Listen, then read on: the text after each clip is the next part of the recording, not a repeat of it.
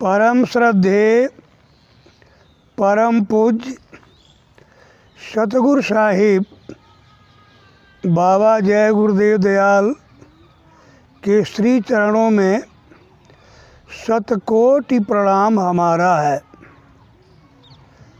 श्रद्धेया हमारे श्रोतागणों को मैं सादर नमन करता हूँ। आपका जीवन मंगलमय हो, सुखमय, आनंदमय और प्रभुमय हो। मैं अपने सतगुरु साहिब से आपके मांगलिक जीवन की कामना करता हूँ। आज मैं प्रभु के नाम की महिमा,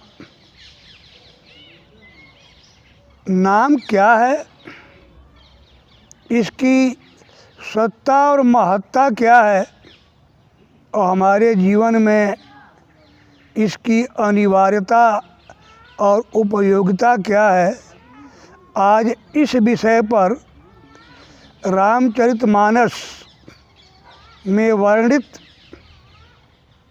कुछ बिंदुओं पर प्रकाश डालने की कोशिश कर रहा हूँ। गोस्वामी जी की वाणी है, वह कितना समझ में आया है उतना ही कहूँगा। न प्रभु समझ सीमा के अंदर है, न उसका नाम समझ सीमा के अंदर है, लेकिन जितना से हमारा आपका काम चल जाए, नाम का जाप कर प्रभु को प्राप्त कर लें, उतना भी अगर बोध हो जाए तो अपना ये जीवन सफल हो जाएगा। राम नाम कर अमित प्रभावा, संत पुराण उपनिषद गावा। संतों, पुराणों और उपनिषदों ने राम नाम के असीम प्रभाव का वर्णन किया है। यहाँ गोस्वामी जी के राम का आशय या मेरा भाव त्रेता के अवतारी पुरुष राम से नहीं है। रमन्ते इति रामः, जो सब में रमण करता है। संसार में अनेक भाषाओं में नामों के द्वारा परमात्मा को पुकारा गया है, लेकिन परमात्मा हर जगह रमा हुआ है, इसलिए रमन्ते इति रामः कहा गया है। यह संस्कृत के रम धातु पर प्रातिपदिक क्रिया करने पर राम बनता है, जिसकी व्याख्या ज्ञानियों मनीषियों ने किया। रमन्ते सर्वभूतेषु अस्थावरेषु चरेषु च, प्राणिनः आत्मस्वरूपेण यच्चरामेति कथ्यते। जो हर कण में, जर्रे जर्रे में रमा हुआ है, जो परमात्म शक्ति और परमात्म शक्ति का स्वामी और सभी आत्माओं का स्वामी है, उस प्रभु को राम कहा गया है। और यह राम, अगर गोस्वामी जी का त्रेता के राम से अभिप्राय होता तो उन्होंने रामायण में दिया है कि चाहो जोग चाहो श्रुति, नाम प्रभाव कली विशेषी नहीं आन उपाऊ। चारों युगों, चारों वेदों में नाम की महिमा की गई है, परंतु पाप में डूबे हुए इस कलिकाल में इसका विशेष महत्व है, क्योंकि इस युग में मन को पवित्र करने और इसे प्रभु भक्ति में लगाने का और कोई फलदायक साधन नहीं है। आपने चारों युगों में मुक्ति का एकमात्र साधन नाम बताया। इससे अस्पष्ट संकेत मिलता है कि नाम से गोस्वामी जी का अभिप्राय किसी भाषा विशेष के शब्द से नहीं है। नाम से गोस्वामी जी का भाव वह अगम्य शक्ति जो चारों युग में समान रूप से विद्यमान रहती है, उस शक्ति को राम कहा गया और उसी के कार्यकारी शक्ति को नाम कहा गया है। तो रमन्तेति रामः, जो अत्र तत्र सर्वत्र सब में रमण करता है और सभी रचनाओं में आत्म तत्व के रूप में विराजमान है, उसको राम कहते हैं। तो इस कथन से सिद्ध होता है कि गोस्वामी जी के जो राम हैं वह अनादि अविनाशी महाचैतन्य प्रभु हैं, जो चारों युगों में हर समय हर जगह सर्वत्र विराजमान होकर सृष्टि की रचना, उसका संचालन, संभाल, संहार, जीवों के कष्ट का हरण और जीवों को श्रेयस देने वाला है।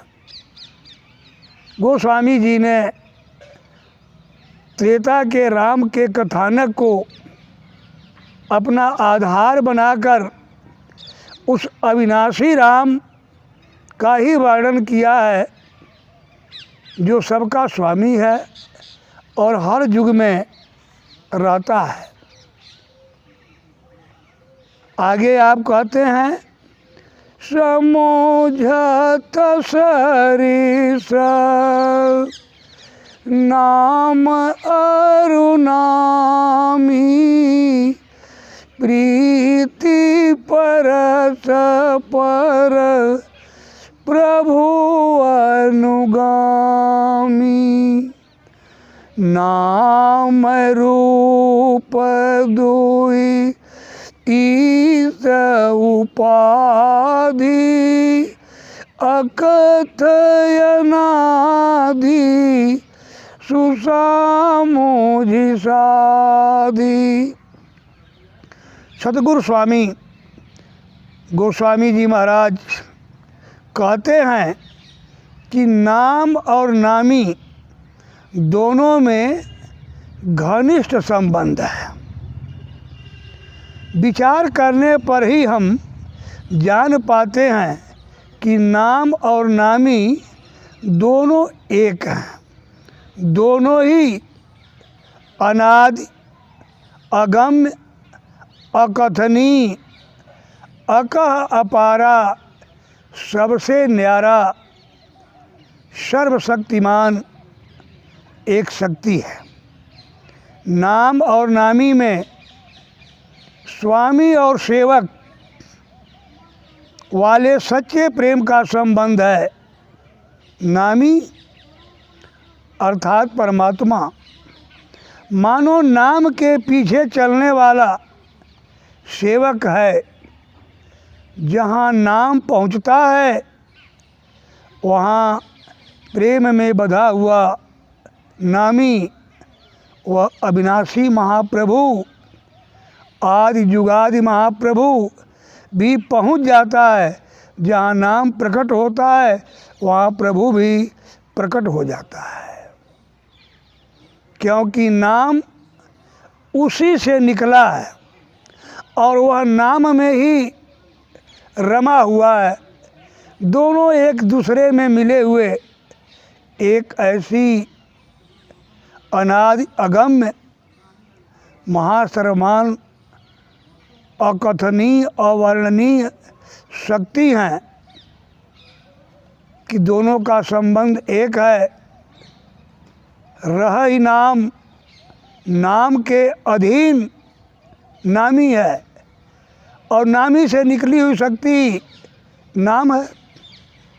गोस्वामी जी महाराज यहाँ स्पष्ट करना चाहते हैं वह प्रभु ही नामी है और नाम उसकी अकथनीय शक्ति है, जिसके द्वारा नामी अर्थात वह अविनाशी महाप्रभु खिंचा चला आता है, यानी उससे मिलाप हो जाता है। जब हम नाम का स्मरण करते हैं, नामी का ध्यान करते हैं, उस नाम को सुनते हैं, सूरत के द्वारा भजन करते हैं, तो वह नामी के पास हमारी फरियाद पहुंच जाती है और उस नाम की धारा के साथ ही नामी की दया जीवात्मा पर आने लगती है। गोस्वामी जी इस विचार को समझने के लिए संत महात्माओं द्वारा की गई नाम की महिमा को समझ लेना ठीक रहेगा।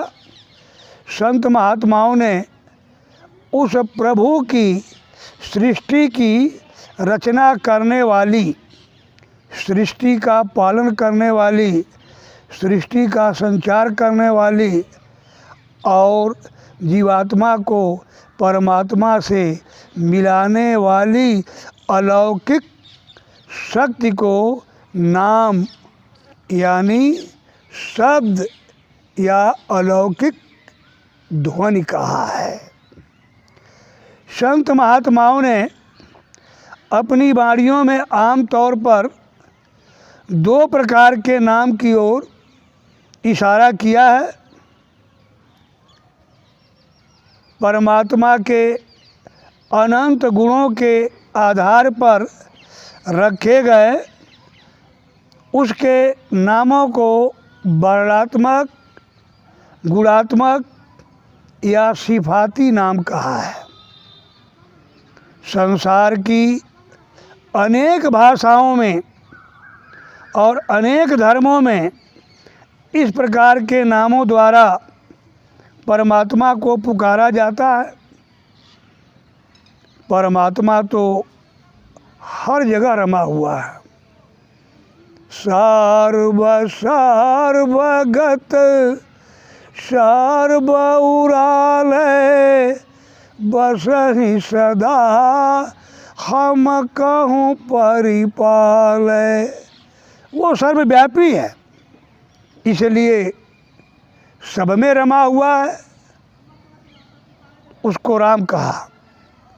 परमात्मा दया रूप है, इसलिए उसे दयालु, कृपालु, रहीम, करीम, करुणामय आदि कहा गया। परमात्मा माप तौल, लेखा जोखा और वर्णन से ऊपर है, इसलिए उसे अगम, अगाध, अथाह, अकथ आदि कहा गया।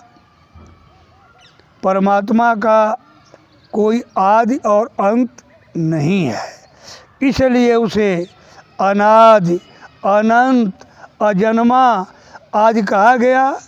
परमात्मा, परमेश्वर, अल्लाह, खुदा, रब, करतार, गिरधारी, मुरारी, अकाल पुरुष, अनामी महाप्रभु, राधा स्वामी, वाहे गुरु आदि सब गुणवाचक, वर्णात्मक या ये सिपाती नाम है।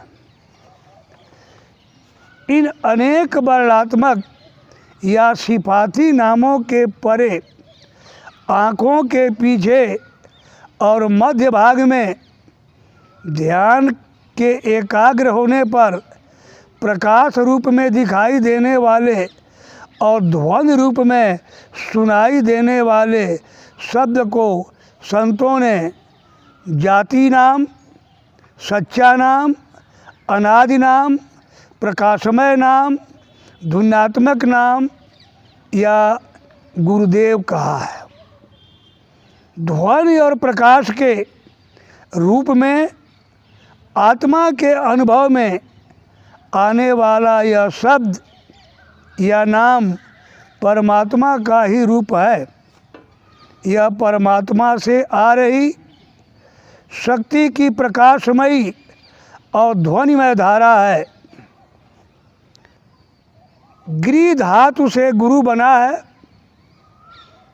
जिसका अर्थ है जिसमें से शब्द निकलता हो, वाणी निकलती हो, आवाज़ निकलती हो, ध्वनि निकलती हो। दिव्य धातु से देव बनता है, जिसको अलौकिक प्रकाश कहते हैं। तो गुरुदेव का भाव अलौकिक ध्वनिमय योत या ज्योतिर्मय ध्वनि या शब्द और प्रकाश, साउंड एंड लाइट के नाम पर पुकारा गया। यह जो प्रकाश और ध्वनि दोनों आँखों के पीछे मध्य भाग में आ रही है, यह परमात्मा से आ रही शक्ति की प्रकाशमयी और ध्वनिमय धारा है। जब हम ध्यान को आँखों के पीछे मध्य में एकाग्र करके आत्मा को जब शब्द या नाम में लीन करते हैं, तो यह शब्द आत्मा को अपने साथ मिलाकर प्रभु के पास ले जाता है।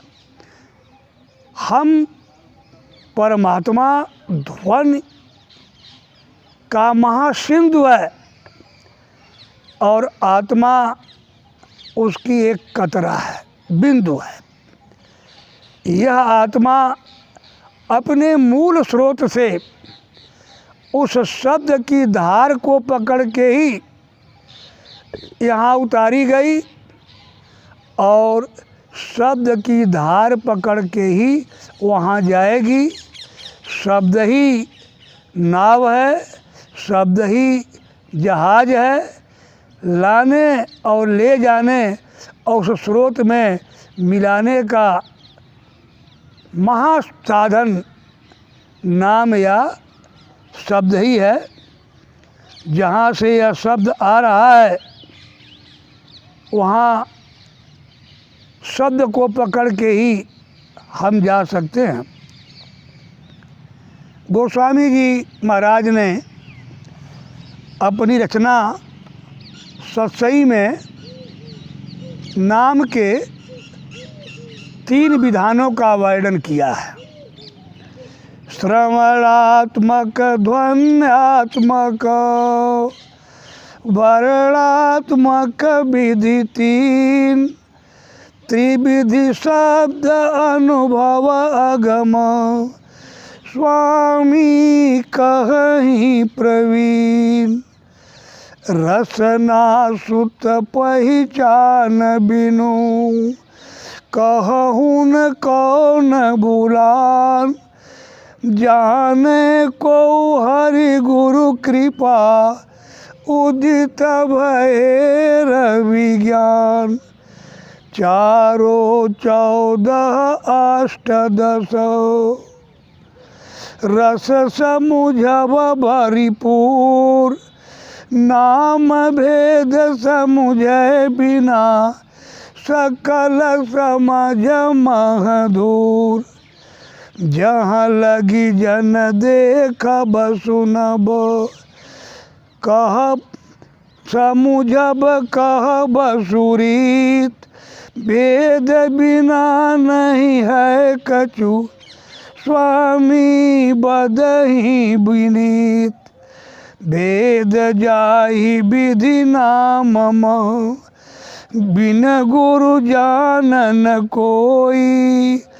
स्वामी कहि विनीत बर, जो बिरंच शिव होई। स्वामी जानत साधु जन, उदय अस्तगत भेद। बिन जाने कैसे मिटे, विविधि जन्म मन खेद। गोस्वामी जी महाराज समझाते हैं कि नाम के 3 भेद हैं। परमात्मा के अनंत गुणों के आधार पर रखे गए उसके नाम को वर्णात्मक नाम कहा गया। इन नामों का संबंध किसी न किसी भाषा में है, दुनिया के हर भाषाओं में है। आपने दूसरे प्रकार के नाम को श्रवणात्मक कहा है, जो हम बाहरी कानों के द्वारा सुनते हैं। यह किसी भाषा में रखा गया नाम नहीं, इसमें भाव है बाहर की ध्वनियों से, जो किसी बाहरी गर्जन, बाहरी यंत्र आदि में से आवाज़ या टंकार के रूप में उत्पन्न होती है। इस गर्जन, आवाज़ या टंकार या ध्वनि को शब्दों द्वारा बयान नहीं किया जा सकता, लेकिन इसको कानों द्वारा सुना जाता है। इन दोनों प्रकार के नामों की तुलना में गोस्वामी जी ने अंतर में आँखों के पीछे ध्वनि के रूप में आत्मा के अनुभव वाले नाम को धुनात्मक शब्द या नाम कहा है। यह unspoken language and unwritten law है। यह अलौकिक है, अविनाशी है और सदा कायम रहने वाली ध्वनि है। गोस्वामी जी इशारा करते हैं कि आत्मा के अनुभव में आने वाला यह अलौकिक अविनाशी ध्वनि ही नाम है।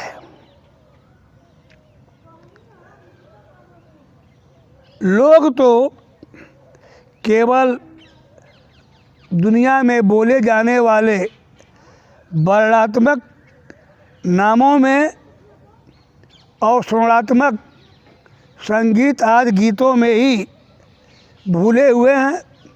वर्णात्मक नामों को जपना और वाद्य यंत्रों के द्वारा संगीतमय ध्वनि को सुनना ही अपनी आध्यात्मिक क्रिया का सब कुछ मानते हैं।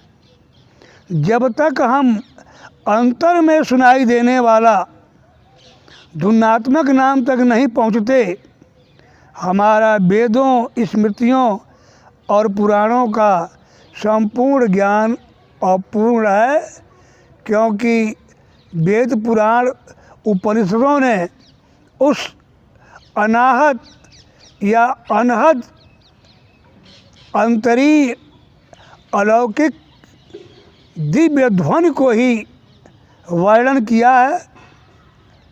जब तक हम उसको नहीं जानते हैं, तब तक हम इस ज्ञान से बहुत दूर पड़े हुए हैं। अंतर में आत्मा के अनुभव में आने वाले सच्चे नाम का भेद जाने बिना हमारा सुनना, पढ़ना, कहना सब निरर्थक है। जाने को हरि गुरु कृपा उदित भय रविज्ञान। अर्थात जो भाग्यशाली व्यक्ति प्रभु और गुरु की कृपा से अपने अंतर में धुनात्मक शक्ति शब्द या नाम को प्राप्त कर लेता है, उसके अंदर ज्ञान का सूर्य उदय हो जाता है और उसका अज्ञानता दूर हो जाता है। इस नाम की शक्ति है तमसो मा ज्योतिर्गमय। यह अज्ञानता से ज्ञान की ओर ले जाने वाली अलौकिक शक्ति है। असतो मा सद्गमय, ये असद से सद की ओर ले जाने वाली अलौकिक नाम शक्ति है। मृत्योर महामृतम गमय, यह आवागमन से मुक्त करके अमरता को प्रदान करने वाली अमरेश अमर निधि उस अविनाशी महाप्रभु तक पहुँचाने की नाम ही नौका या जहाज या साधन है।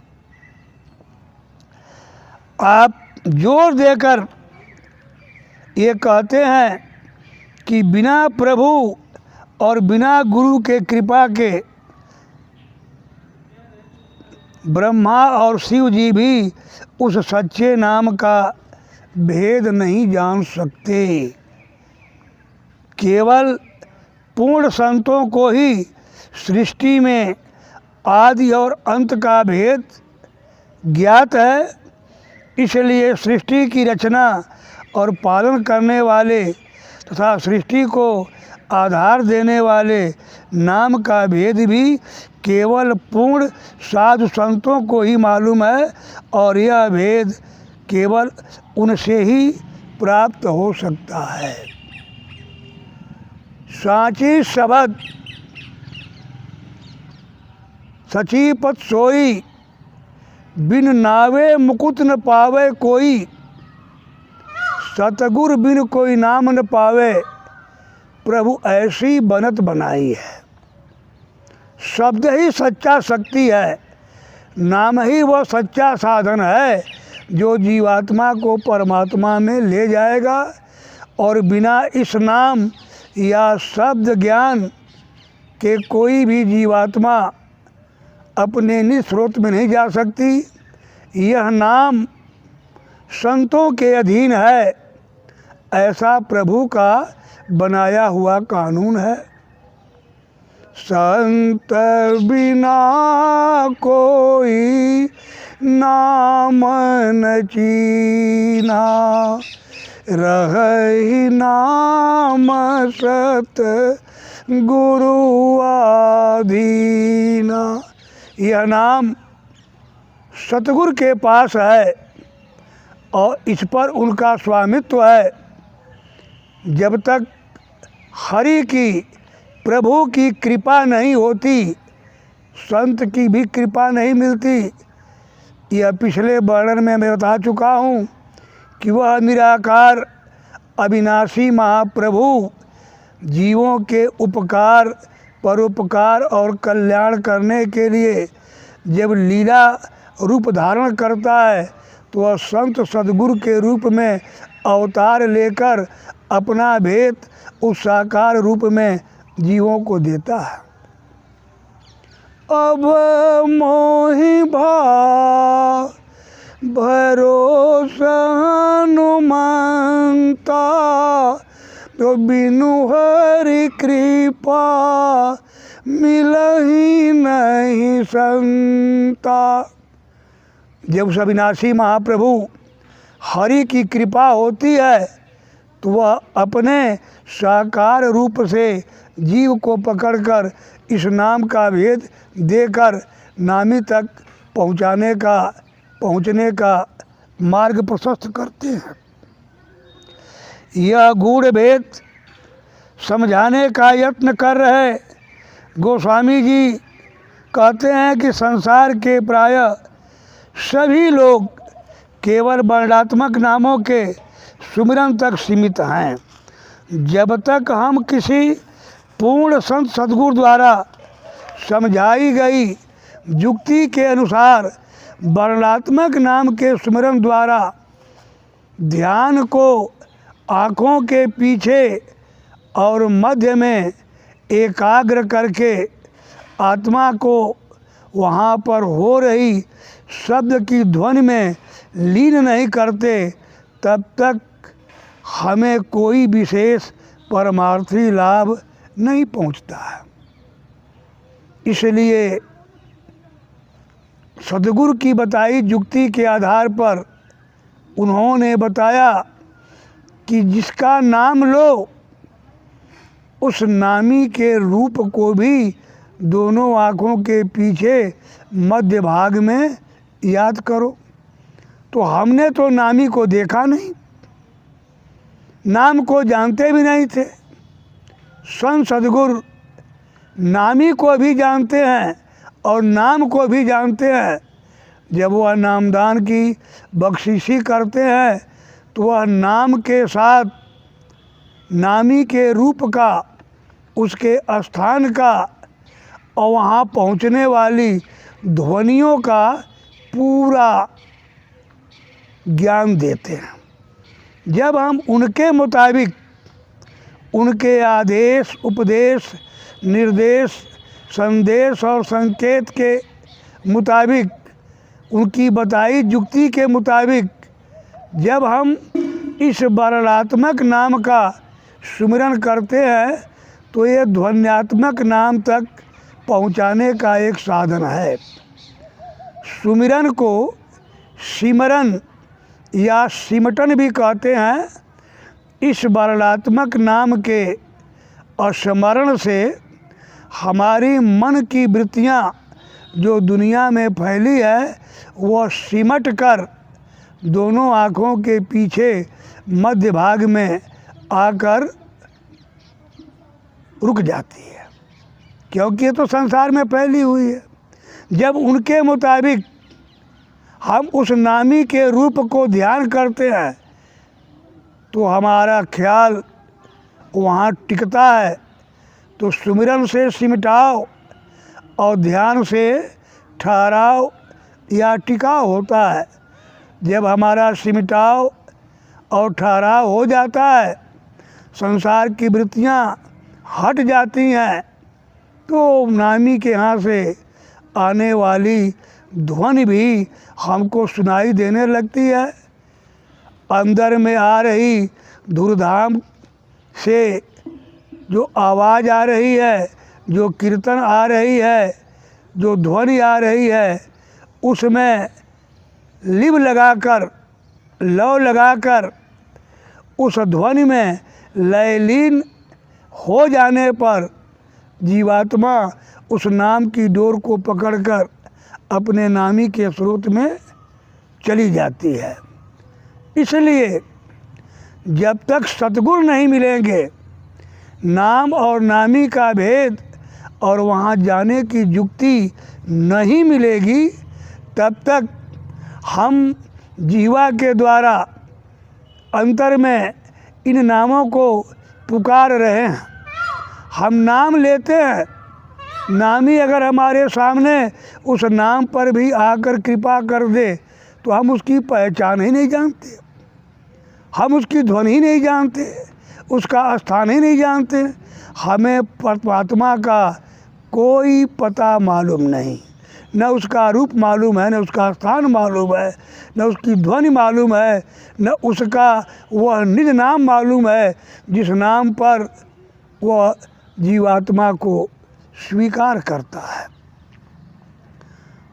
तो जब हम सतगुरु के द्वारा बख्शे गए इस वर्णनात्मक नाम के द्वारा अपना सिमटाव, ठहराव या टिकाव करते हैं, तब वह जाति नाम या ध्वन्यात्मक नाम या वह अलौकिक ध्वनि आत्मा के द्वारा सुनाई देती है। तब हमारा मार्ग अपने निस्रोत में जाने के लिए प्रशस्त होता है। तो यह वर्णात्मक नाम ध्वन्यात्मक नाम तक पहुँचने का साधन है। फिर आगे की रूहानी उन्नत और प्रभु की प्राप्ति धुन्यात्मक नामों से ही प्राप्त होती है। आगे मानस में आपने कहा, नाम रूप दुई ईश उपाधि अकथयनादि सुसमुझि साधि को बड़ छोट कहत अपराधो सुनि गुण भेद समुझी हैं साधु देखिए रूप नाम आधीना रूप ज्ञान नहीं नाम बीना रूप विशेष नाम बिनु जाने करत लगत न पर ही पहचाने सुमिरिय नाम रूप बिनु देखे आवत हृदय स्नेह विषेके नाम रूप गति अकथ कहानी समुझत सुखद न परति बखानी। गोस्वामी जी जीवों को समझा रहे हैं कि परमात्मा की दो उपाधियाँ या दो विशेषताएं हैं। परमात्मा ध्वनि रूप और प्रकाश रूप है और ये दोनों ही रूप अनादि अनंत अखंड और अकथनीय अवर्णनीय है। इनमें से कौन छोटा है और कौन बड़ा है, ये दोनों ही अनादिकाल से हमारे अंदर हैं। गोस्वामी जी कहते हैं, जब अंतर में शब्द यानी नाम की ध्वनि सुनाई देने लगती है तो फिर उसका प्रकाश भी दिखाई देने लगता है, क्योंकि ध्वनि से ही प्रकाश निकलती है और प्रकाश में ही ध्वनि है। दोनों एक दूसरे में मिले हुए हैं। जब तक अंतर में ध्वनि सुनाई नहीं देती, चाहे प्रकाश दिखाई देने लगे तो भी हमें नाम के रहस्य की भली भांति पहचान नहीं हो सकती, क्योंकि हम प्रकाश के द्वारा ध्वनि तक जानने की शक्ति तभी जानेंगे जब ध्वनि का परिचय हमारे पास होगा। वैसे तो ध्वनि से पहले प्रकाश ही साधक को दिखाई देने लगता है, किसी किसी को पहले ध्वनि सुनाई देने लगता है। वैसे light is faster than sound, प्रकाश शब्द से पहले आता है, लेकिन बिना नाम के रहस्य को जाने हमारा काम प्रकाश से नहीं होगा। जैसे अपनी हथेली में रखे हुए हीरे की परख बिना पारखी के नहीं हो सकता, इसके बजाय यदि प्रकाश न भी दिखाई दे तो भी केवल ध्वनि के सुनाई देने से ही हम हृदय में प्रेम और आनंद को अनुभव करने लगते हैं।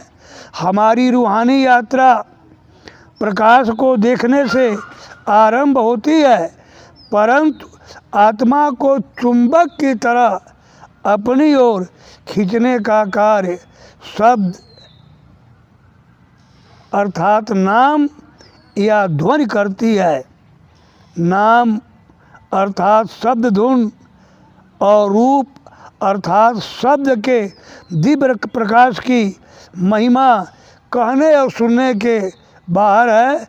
यह केवल अनुभव का विषय है, इसको वाणी के द्वारा व्यक्त नहीं किया जा सकता। इस बात को आगरा के परम संत स्वामी शिवदयाल जी महाराज, जिनको हम राधा स्वामी नाम से पुकारते हैं, उन्होंने भी इस विधा पर अपना वर्णन दिया है। नाम निर्णय करूं भाई, दूधा विधि भेद बतलाई। नाम का मैं निर्णय करके बता रहा हूँ कि संतों ने नाम के दो भेद बताए, वर्णात्मक और ध्वन्यात्मक। बाण ध्वन्यात्मक गाऊं, दो का भेद दर्शाऊं। बाण कहूँ चाहे कहूँ अक्षर, जो बोला जाए रसना कर। लिखन और पढ़न में आया, उसे वर्णात्मक गाया। जो लिखने पढ़ने बोलने और कहने में आता है उसको वर्णात्मक कहा, लेकिन जो लिखने पढ़ने और बोलने के बाहर जो अनाहत है, अनहद है, जिसका कोई आदि और अंत नहीं है, उसको महापुरुषों ने कहा कि वह unwritten language and unspoken law, unspoken language and unwritten law. वह लिखने पढ़ने और बोलने में नहीं आता है। लखायक है यही धुनि का, बिना गुरु फल नहीं मिलता। जैसे गोस्वामी जी ने कहा कि ये वर्णात्मक नामों के सहारे ही हम ध्वन्यात्मक नाम को पकड़ते हैं, आप भी यही कहते हैं। लखायक है यही धुन का, वर्णात्मक नामों के द्वारा ही हम ध्वन्यात्मक नाम को पकड़ सकते हैं। किंतु जब तक सद्गुरु साहिब की कृपा से उनका सिद्ध नाम का बीज हमारे में नहीं पड़ता और उनके हिदायत के मुताबिक हम अपनी साधना नहीं करते, तो हम उसका फल नहीं पा सकते। वर्ण से सूरत मन माजो, बहुरी चढ़ गगन धुन साधो। इस वर्णात्मक नामों के द्वारा ही हमारे विचारों का सिमटाव होता है और हमारा ख्याल आँखों के मध्य पीछे भाग में इकट्ठा होकर ठहरता है और इससे ही हमारी सफाई होती है। धुनी धुन एक कर जानो, आप भी कहते हैं कि नाम और नामी एक ही है। सूरत से शब्द पहचानो, लेकिन उस शब्द की साधना सूरत के द्वारा होगी। शब्द और सूरत भय का, नाम धुना तमक देखा। जब सूरत शब्द में लय हो जाएगी तब वह ध्वन्यात्मक नाम को पा करके अपने घर जाती है। कबीर साहब ने एक जगह कहा कि जाप मरे अजपा मरे, अनहद हूँ मरी जाए।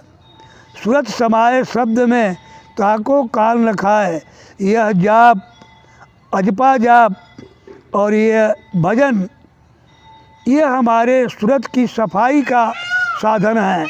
लेकिन जब सूरत साफ हो कर के अंतर में ध्वनि में लयलीन होकर उसमें एकाकार हो जाती है, ध्वनिमय हो जाती है, तो वह प्रभुमय हो जाती है। गुरु बिन और बिना करनी, मिले कस कहो यह रहनी।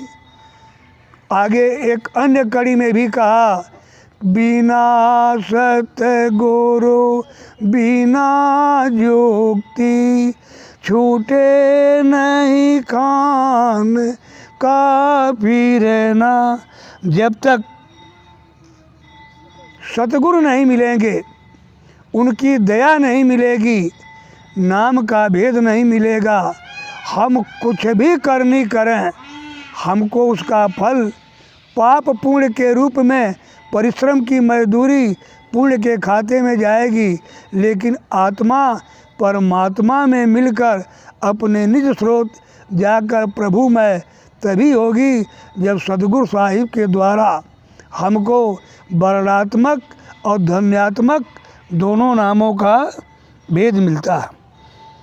गोस्वामी जी महाराज और राधा स्वामी जी महाराज के उक्त कथनों से यह भली भांत स्पष्ट हो जाता है कि सतगुरु द्वारा बख्शे हुए वर्णात्मक नाम के सुमरन द्वारा ही आत्मा को अंतर में एकाग्र और स्थिर करके शब्द ध्वनि में लीन करना ही पूर्ण संतों द्वारा बताई गई साधना का असल सार है।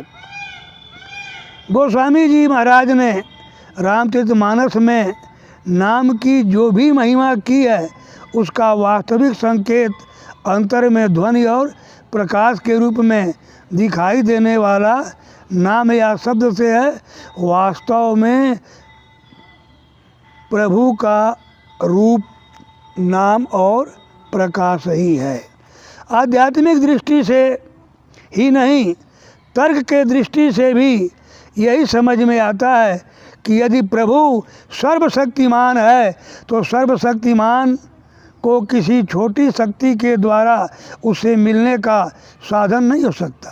संतों ने प्रभु से निकल रही चेतना की उस सर्वशक्तिमान धारा को नाम अथवा शब्द कहा है, जो सृष्टि की रचना करके उसके कण कण में समाई हुई है। यह सर्व व्यापक होने के कारण हर जीव में विद्यमान है, इसलिए अंतर में इस शक्ति से जुड़ करके ही परमात्मा से मिलाप कर सकता है। संत महात्माओं ने समझाया है कि नाम यानी शब्द रूपी अगम्य शक्ति में ध्वनि भी है, प्रकाश भी है। परमात्मा ध्वनि और प्रकाश का महासागर है। आत्मा उस अथाह सागर की बूंद है। शब्द की ध्वनि में अत्यंत प्रबल मैग्नेटिक पावर ऑफ सोल आत्मा को खींचने की शक्ति है। शब्द की ध्वनि में अत्यंत बल है। जब आत्मा अंतर में नाम की ध्वनि को सुनती है तो शब्द की ध्वनि इसको बलपूर्वक अपनी ओर खींचती है। जैसे एक शक्तिशाली चुंबक एक छोटी सुई को अपनी तरफ खींच लेता है, ऐसे ही आत्मा को नाम की धारा से जुड़ जाने पर वह नाम शक्ति अपने आप में इसको मिला देती है। इस तरह शब्द या नाम की ध्वनि और उसके प्रकाश के सहारे आत्मा नाम के स्रोत उस प्रभु के पास वापस पहुंच जाती है, जहां से शब्द की धारा आ रही है, जहां से सृष्टि के आरंभ से आत्मा मृत्यु लोक में उतारी गई थी।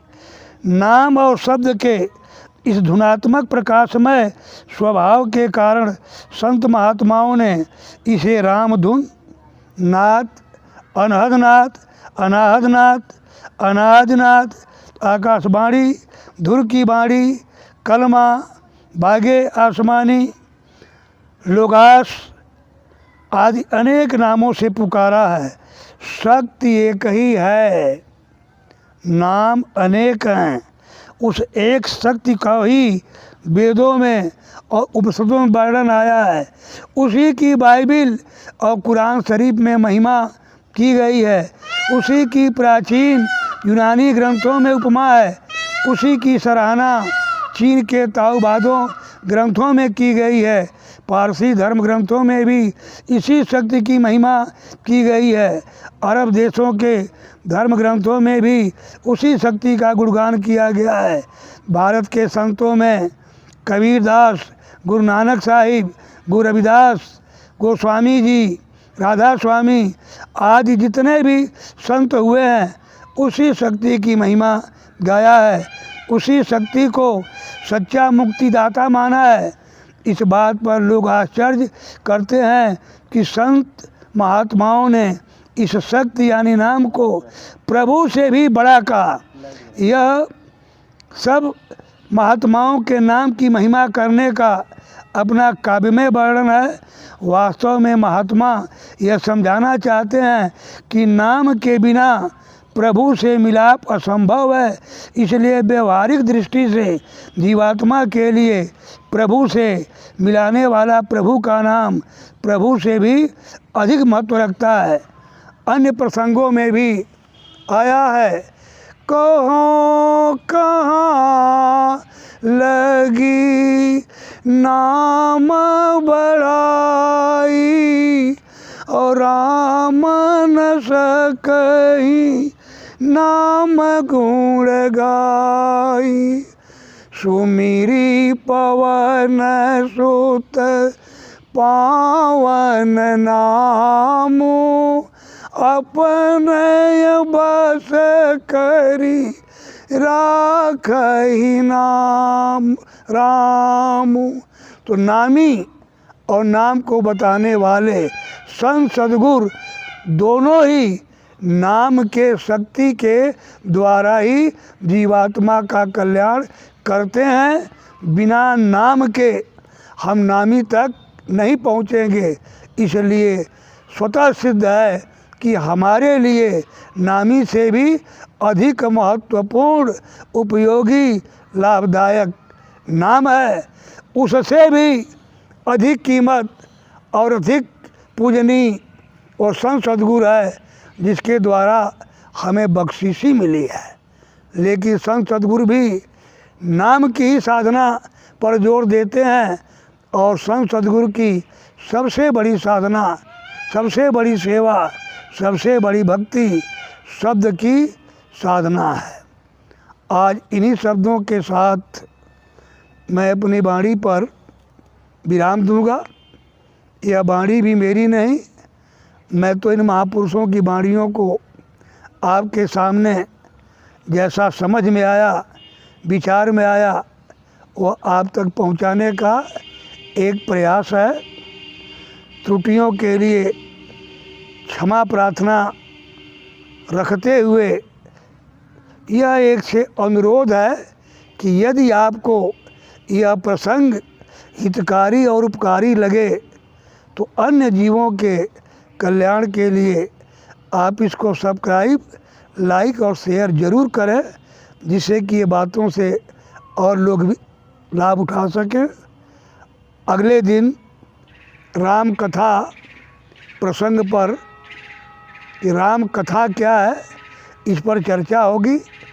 तब तक के लिए आपके मंगल कामना के साथ आपको प्रणाम करता हूँ। जय हिंद, जय सुभाष चंद्र, जय भारतवर्ष, जय गुरुदेव। शुभमस्तु नित्यम, कुरु कल्याणं मंगलम, क्षमस्व मे पराधम। जय गुरुदेव।